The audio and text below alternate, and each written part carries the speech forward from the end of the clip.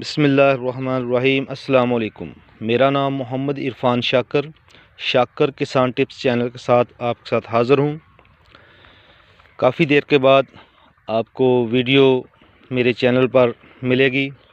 दोस्तों को इसरार और रिक्वेस्ट पर ये वीडियो बन रही है कि बहुत सारे दोस्त जो अलीपुर और अनार के इलाका जात से मुझे कॉल करते हैं, जो मेरी video advance farming technique Mazhar Amin चक्कूका साहब जो उन्होंने देखी और मेरे अनार के फार्म को उन्होंने सराहा।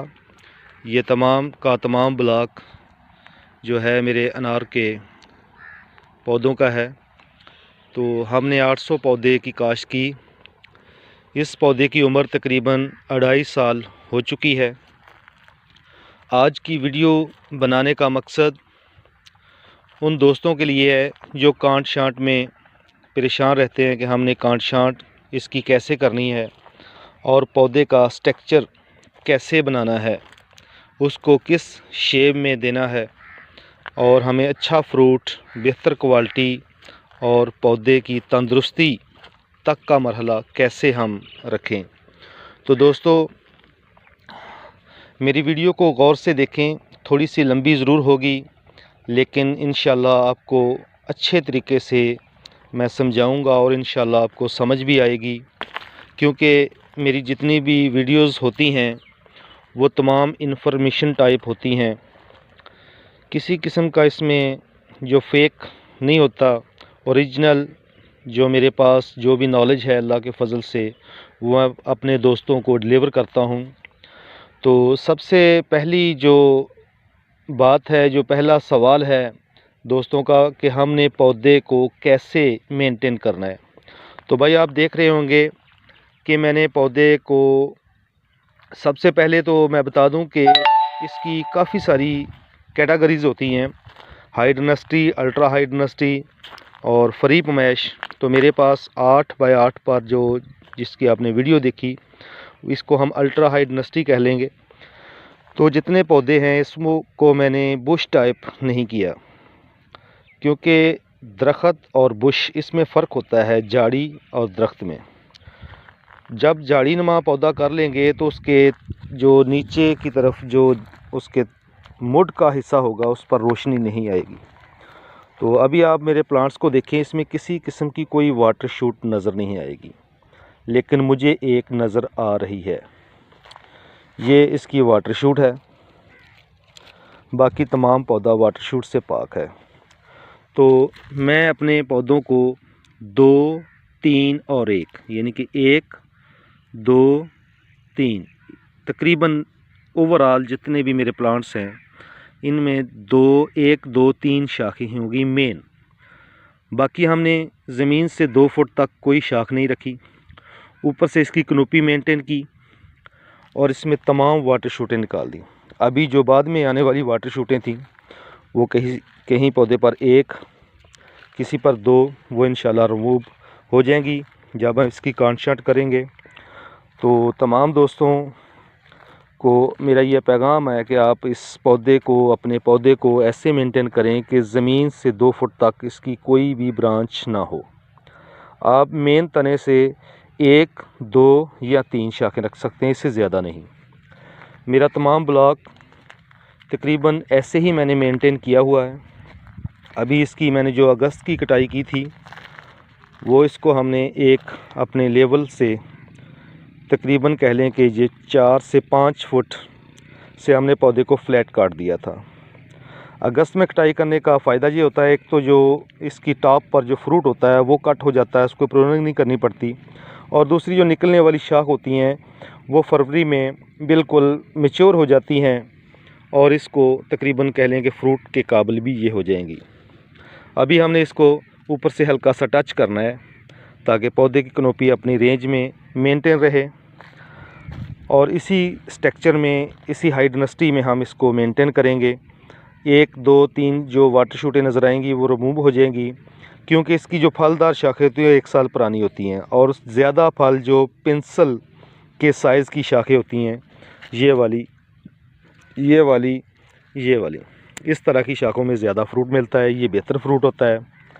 अभी ये पत्ते की शेडिंग कर चुका है, तमाम इलाकों में तकरीबन पत्ते की शेडिंग हो चुकी होगी। जो पौधे में वाटर शूट होगी उसमें पत्ता आपको नज़र आएगा। तो इसमें अभी जिसने कांटछांट करनी है उसके लिए आसानी होगी कि जो सरसब्ज़ शाख होगी उसमें पत्ता होगा तो वो शाख रिमूव कर दें और 1-2 से ज़्यादा तने ना रखें। ज़्यादा से ज़्यादा 3 तने आप मेन से ले लें, ऊपर अपनी कनोपी मेंटेन करें तो इंशाल्लाह आपका पौधा अच्छे स्ट्रक्चर में आ जाएगा। तो ज़मीन से तकरीबन 2 फुट तक कोई शाख ना हो। और अनार के पौधे को ज़्यादा ऊंचा भी नहीं करना, यानी कि इसको ज़मीन से 2 फुट इसका एंड पैमाइश है, इससे आगे जो आपने नहीं जाना और ऊपर से भी टॉप को मेंटेन करना है। ज़्यादा जो जिसके फ्री पैमाइश पर लगे हैं 15-15, 14-14 या उसकी जो कनोपी होती है वो उसके हिसाब से आपने मेंटेन करनी है। लेकिन हाई डायनेस्टी वाले लोगों के लिए ये मैं वीडियो बना रहा हूँ। बहुत सारे दोस्तों ने कहा कि आपने अनार के जो इतनी अल्ट्रा हाई डायनेस्टी लगाई है उसको कैसे मेंटेन करते हैं। तो भाई ये देखें कि मैं सबसे पहले अपनी वाटर शूट पर तवज्जो देता हूँ, उसके बाद इसकी जो कनोपी है उसको मेंटेन करता हूँ। इसकी कटाई की जो औकात होते हैं उस पर बर वक्त कटाई करता हूँ। इसके जो कटाई के बाद स्प्रे वगैरह होते हैं वो भी मैं करता हूँ। कटाई के बाद जो हमने स्प्रे की वो कॉपर ऑक्सीक्लोराइड, गसुकामाइसिन और नीचे इसकी फ्लडिंग बोर्डेक्स मिक्सचर आपको लगा नज़र आएगा। ये इसको लगाया और बोर्डेक्स मिक्सचर के ऊपर हमने स्प्रे भी की। तो ये तमाम पौधे मेरे अल्लाह के फजल से इस दफ़ा भरपूर फ्रूट में थे। अभी नेक्स्ट अगले मरहले के फ़्रूट के लिए हम तैयारी कर रहे हैं। उसमें हमने इसके जो दौर है इसको ज़्यादा बढ़ाना है, इसको हल्का सा बेड की शक्ल में लाना है। ये तमाम वीडियो मैं बना चुका हूँ, मेरे चैनल शाकर किसान टिप्स पर जाकर आप देख सकते हैं।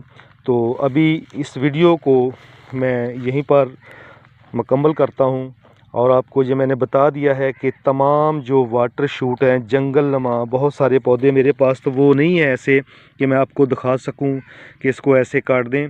लेकिन आप ये देख लें कि मैं ज़मीन से 2 फुट तक मेरे तमाम पौधे आप दूर तक नज़र दौड़ाएँ तो आपको इंशाल्लाह ऐसे ही नज़र आएंगे। ज़मीन से 2 फुट तक मैंने कोई साइड लिंक ब्रांच नहीं छोड़ी, वाटर शूट नहीं छोड़ी। नीचे से हर आने वाली वाटर शूट को रिमूव करते हैं और ऊपर जो नई वाटर शूट निकलती है उसको भी हमने कट करना है, कुछ कर दी हैं। तो अभी हमारा पौधा बिल्कुल लीफ शेडिंग ख्वाबदगी की हालत में जा चुका है और इंशाल्लाह इसका खुराक का मरहला जनवरी में मुकम्मल कर देंगे। अब हम इसको दौर बढ़ाकर मिट्टी तनों में के साथ बढ़ाकर गोबर की खाद डालेंगे और उसके बाद हमने इसमें डीएपी और पोटाश का इस्तेमाल कर लिया इंशाल्लाह। जब वो हम डालेंगे उस वक्त भी आपको एक वीडियो बनाकर मैं दूंगा किस रेशो से हमने डालना है, कैसे डालना है, तने से कितने फासले पर खुराक का इस्तेमाल करना है। तो इंशाल्लाह ये उन दोस्तों के लिए ये वीडियो थी, छोटा सा क्लिप मैंने बनाया कि अपने पौधे को ऐसे मेंटेन करें, इंशाल्लाह आपका पौधा अच्छी फ्रूटिंग पर आएगा और आपको भरपूर क्रॉप देगा। वीडियो देखने का बहुत बहुत शुक्रिया। ऐसी वीडियो दोस्तों में ज़रूर शेयर किया करें ताकि हर कोई इससे फ़ायदा उठा सके और दोस्त आगे अपना नॉलेज कन्वर्ट करते रहा करो, एक दूसरे का साथ दिया करो। और दूसरी सबसे बड़ी बात जो मैंने पहले कहनी थी लेकिन एंड पर कह रहा हूँ कि उशर का एहतमाम लाजमी करें अपनी फ़सलों में, अपने बागात की इनकम में। जो भी आपको अल्लाह ताला रोज़ी अता करे उसमें उशर का एहतमाम करें, उशर दें और उशर देने से इंशाल्लाह आपका माल पाक होगा। और फिर देखें आपके जो मसाइल कैसे हल होते हैं, बीमारियां कम आएंगी इंशाल्लाह, आपकी रोज़ी में अल्लाह ताला बेहतर बरकत डालेगा। मेरी वीडियो देखने का बहुत बहुत शुक्रिया। अल्लाह हाफिज़।